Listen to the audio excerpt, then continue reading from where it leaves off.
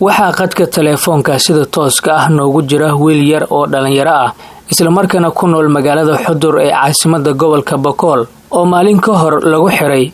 magaaladaasi halka saaxiibadiina loo hanjabay kadib markii ay falaqeen ay ku sameeyeen hees laga qaaday sanad guuradii saddexaad ee madaxweynaha dowlad goboleedka Koonfur Galbeed Cabdicasiis Xasan Maxamed Laftagareen. mahad marka ugu horeyso ku soo dhawow muuqaal baahiyaha RTN waxaad noo sheegtaa magacaaga saddexan iyo dadku waxay ku yaqaanaan. magacayga saddexaad waa mahad aadan xaaji maydhalinka saymaad sabbi mayba eedeedan taan ku dhawaayay TV RTN dagaalaha dhammaantiin adhowaada marka ugu horeen. mahad aad iyo aad u mahadsan tahay.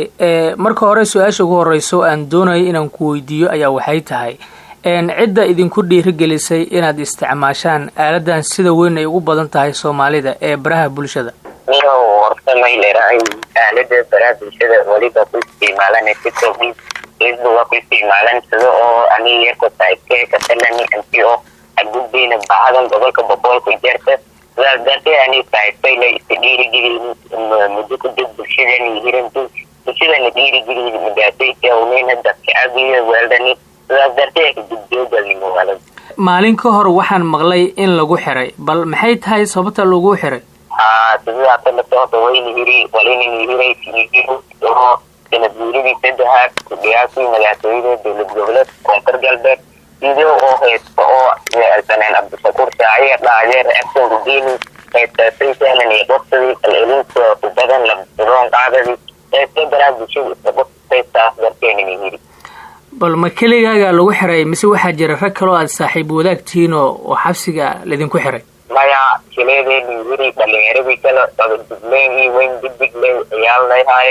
waqtigan qaar kuma dana waalidiinteedu ka daaway kaleeday aniga duumi ku hay dhalinyarada aniga gaamiyay sababtay aniga hiri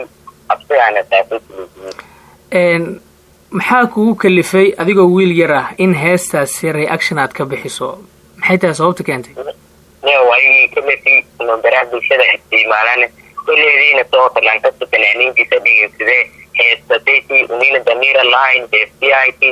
yisiina tanaanka diskan gadanta mayleeray heestalay weydiyay unina si been abuuraysa heestatii ya aragni heestatii reaction unina diyaano hortayno la sheegay iyo darajada heestatii koonti reaction ku diina erayadii taayana ku dhaan erayadii beenana tuna sheegnay cadayaan taasay tijaabtiye unidka abuurni heestere action ku diin kala elin badan. xabsiga muddadii aad ku jirtay ma jirtaa wax jirdil ah ama waxyaabo la mid ah ama hanjabaad aad kala kulantay. maya jirdil ma kula kulan laakiin hanjabaadii walaasay aad jubleeyay jirtay in badan intii nihiirna wal oo aad jubleeyay hana deereen unina dhannamadii una xaqgalnay baraha bulshada iyo wadani teknimadii una xaqgalnay wadani kuleedii bilaa taabtulan tagay la weelay aanin ma ku gargaraan la tagay hay qodkii oo liihay sida caddeeyay tagana baanu leeyahay dooraha intii oo qofka bani aadamka ee isir maqay. inta lagu xirin ka hor bal wadada lagu soo maray misdhihi kartaa mid sharci ayay ahayd mise waxay ahayd mid sharciga ka baxsan. mid sharci ku baxsan ahayd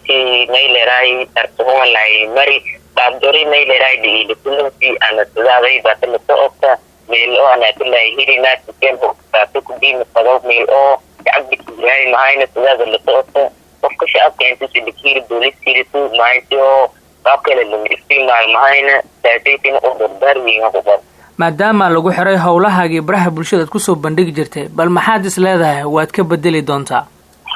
horta mayleeray qodobooyin badan hadii kala idin badan hadii baraha bulshada noocaha jalni kala jaana jalni sidii bilaa oo dhalinyaro isku faniyahay sidoo laataan daanina dhiirigelin aragaasi sida bulshada oo aan intiimaatire Koonfur Galbeed dardartay intiyaati ma fadheedo laakiin waxyaabaha bulsho oo qaladaadka bulshada qofka banaadinka uu qalad ku dhigor la isku ilaaliyaan ma reaction wadayana fiidiyowadayna wadayana reaction yaal walaa hadda ku bilaawday shaqo aan la tiyaal in buriya boy meedan sheegay inta shaqada wadada doonaan dadka taageeraalka ay nihirinayaan meedan sheegay anti oo ma hadlay hiraysiin si burburanaysa. ma jirtaa cid baaq aad u dirayso sida maamulka iyo qeybaha kala duwan ee bulshada si weyn u isticmaasho aaladan baraha bulshada oo aad adiguna taageerayaal aad u fara badan aad ku leedahay. maydanta baagweyn unku diray dhammaan bulshada gaar ahaan reer koonfur galbeed mayba aan sheegay abaarooyin jajara sidiisan la socotaan gobolooyinkan abaarooyinka ku jira lankas laanshey walan dhobday antio abaartan kaala caawiyaan jeeka dowlad kale aan maqan aan hati isiro majarta maamulka gobolii degmo walin sheegay intio qayla dhaamyaan hay'adda maqalka maamulka koonfur galbeed dhammaantiyo maydaan sheegay intii oo abaarooyinkan jira biidhaamida lafada ee leelka mayleeraay intii oo qodnaan aan baahanyin intii oo walaasaysi la dhan la socdo mayba si guud iyo gooni ahaan bandarday baakayidooyinka samafalka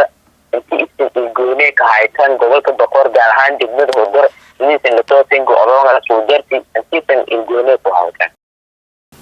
waa tahay kaasi waxa uu ahaa Mahad Aadan Xaaji oo qadka telefoonka sida tooska ah muuqaalbaahiyaha RTN ugu warramay maalin ka horna lagu xiray magaalada Xudur ee caasimadda gobolka Bokool dibna xorriyadiisa loo siiyay waxaana waraysigaasi idin la socodsiinayay anigoo ah Maxamed Deeq Sirjito daawadayaal sidaas iyo amaana Allah